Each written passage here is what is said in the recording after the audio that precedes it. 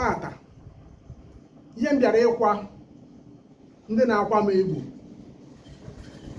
ndị na-akwa m emo maka Igbo abịara ka m kwakwara unu emo, mana ọ bụka ha emo ka m bịara ikwu unu uye ka m bịara wee pụtakwa ọzọ. Uye ọjọọ na ihe merenụ, o wepụ na ofu onye nke m kọrọ m akụkọ n'ụlọ akwụkwọ ebe ụmụ ya na-agụ ihe eme na Lagos omehana na anyị Igbo, mana ọkụrụ wee fụ ndị English na-egekwanụ ntị, ndị English na-egenụ ntị. O wepụ na ụlọ akwụkwọ ebe ụmụ ya na-agụ ya nwa na onwe ekwu dịka nsogbu mbe na sekụl be eji ọkwa ihe dị na akada, eji ihe dị na akada eyi anyị egwu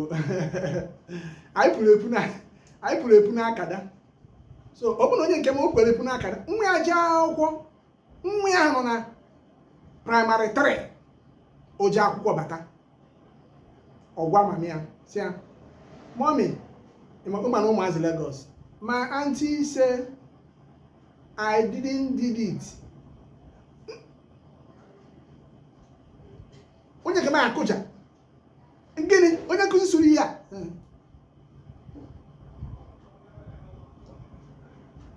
ọsịa, "How many oranges has you?" My auntie said, "How many orange do you has? Hey! Onye nke m akụjakwa nwa wee bụrụ nwa ndụ na nne na nna ya ama ana ọ mara ọha n'ụlọ oyibo a n'ọrụ nne na nna. Onye nkụzi sụkwa ha ya praịmarị 3 ka a na-agwa ya ihe a, ọ sụkwa ha ya nwa ahụ n'otu ya mgbe ụfọdụ sef ode ya ede ọ pụta bịa tọgbọrọ ya n'ihe si ya, "My auntie speak this." Ya na-agwa unu mere eme ka abụrụ o mere eme kpị ịmana ihe eme gburu na gburu ịtọ na-abatara ka na a sị na nke ịtọ ọtọ, mana ịma Lagos ụmụ ka ndụ Lagos na-adị ya hold up nke a hustle na bustling. Nna anya ka o ruchara ike uke 5 onye nke ma wee tie si, "Hey, na ha ga-anyụrị ụmụazị n'ike o." Hey, o wee buru ọgụ wee jee na n'ụlọ akwụkwọ wee otesi ma ụfọdụ ndị ahụ nwa ya dịgasịrị ede ụzọ ebe ịtọ o dere ihe onye nkụzi na-asụ, wepụta wee fụ onye nkụzi. Ọ bụrụ onye isi ụlọ akwụkwọ bụ ndị ofe mmanụ, ha ụlọ akwụkwọ ndị ofe mmanụ ewego, mana onye nkụzi ahụ bụ onye Igbo. Oge onye nke m buruziri ọgụ wee bịa na skuul, onye nkụzi ahụ onye isi ụlọ akwụkwọ si je kpọọ nwata akwụkwọ ahụ kpọzie ya, ewesịa kedu ka isizi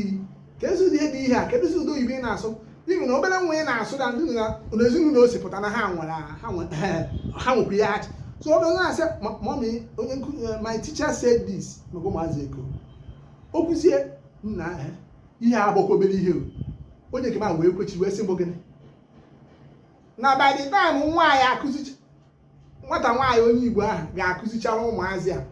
ọ ya agụcha praịmarị 3 na nwa ya ga-aghọgo garbage out n'ọhịa nwa ya ga-aghọ ya gịnị. Onye nwe ụlọ akwụkwọ ya na-ayọ ya sị ya biko, maka na ụmụ ya hiri nne n'ụlọ akwụkwọ ọ bụ na ụmụ ya dị ịtọ n'ụlọ akwụkwọ ahụ, ọ bụ na ha ya ekpokọrọ ha ncha. Ụlọ akwụkwọ na-agbakwa ụlọ ọgbakwa tọkọ ha, ụlọ akwụkwọ ụgwọ akwụkwọ ya gwalitekwa. Ị ga-ama mgbe onye nwe nwa ga-achịkọrọ ụmụ ya ịtọ ebe a na-akwụ ego gbalitere ọfụma na ụgwọ akwụkwọ. Ọ gwa ka ha jidebe ntị maka ebelego n'ụdị nke ọzọ si ya atọ na ya Igbo pesin na o kwesịrị ka o prote ka a na-asị ka ọ chọ ka ma ọsịa ha chụọ ya achụọ, ọsịa na ya chọrọ ịfụ onye mere nwa ahụ intaviu, na ya chọrọ ịfụ onye mere intaviu ewee jekpọta the teacher conduct interview. O so na ndị kind of osote onye isi kind of VP academics ọ ha mere interview, mana private school ụlọ akwụkwọ onye ofe mmanụ nwe ewekpọ onye mere interview wee sị ya wee na-ekwu ihe a na-ekwu nye wee sị, "Hey, na mbọsị ahụ ewekwara na ya n'ọkwọnụ nwa that Igbo girl na kacha wee ma ọfụma na ndị na-akpọrọ interview na mathematics in particular, maka na maasị ahụ ọ na-enye ha nsogbu ndị nkụzi ha ma akụzi maasị ọfụma ka ha chọọ ka ha bulite maasị ọfụma na skuul ahụ ana o so na ndị na-alụta maasị ọfụma n'ọkwa ya ka ha ji wee ya onye nke m wee jụọ asịa mbọsị ha mere interview a ọ igbo ka eji mee interview ọsịa mba ọsị oke ọ bụ igbo ka eji mee interview ya n'ụlọ klaasị ebe ọ na-akụziri ụmụ ya ọ igbo ka o ji akụziri ya akwụkwọ asịa mba o wesị oke ọkwa maasị maka maasị ka unu ji wee ya maasị ahụ oyigbo ka o ji akụzi mba ọ na-asị ha were nke dị ebe a kee nke dị ebe a ka enweta ansa kpom were nke dị ebe a kee nke dị ebe ọkwa oyibo ka ọ na-asụrụ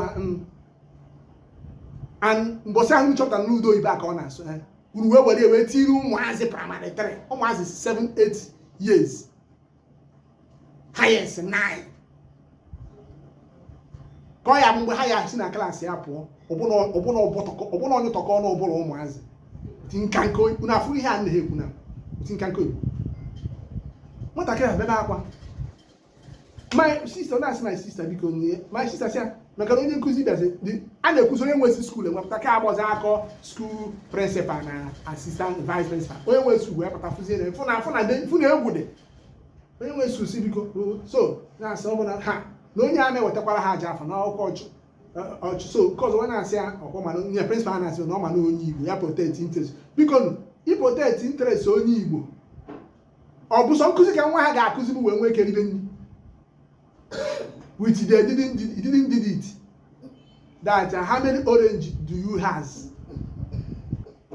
I has the money ewu efu onumo ọkwa ya ka ekwubeziri onye nke m wee sị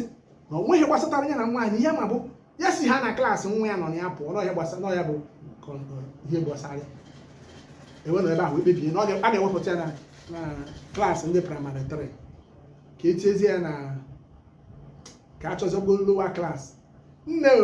onye nkịta goro enwe ihe chukwu ka nọ na bie kedu klaasị ị na-etinye ọ ga-eje chọrọ ihe ọzọ ebe ọma na-asụ oyibo maọbụ ebe a na-asụ pidgin broken bottle pidgin English o wee ya na-asụ ndị ọ ga-ana n'iyi ọ na-aha n'iyi maka onye nkụzi dị etu a kacha kụzichara n'ikite ụmụ akwụkwọ parents ha kịta abụkwa ọda akwụkwọ ihe ga-esi ike ihe a na-ekwekwebi ihe a eti n'ọnụ so ọ gbasaghị ọrụ ya ma bụ ụtụtụ nwaazị fụba afụba ka e wee je gbaba mbọ ya na-agba iwerezi ụdị nwa iti azụ onye nkụzi nwa gị na-eje skuul che na o nwere ihe ọ na-amụta ịma na ihe a na-apa akịrị ya bụ ihe lere ule mputu ọ maka ndị English ka ndị English na-asụ nwa gị Igbo na-asụ ya ọfụma ọmara Igbo ọfụma sef ọ ga-eji sef nwee ike na-aghọta oyibo ga mgbe asụ nke dị mma mgbe asụjọkwu ya uche mara ihe dị n'Igbo miri emi ekenekwa m unu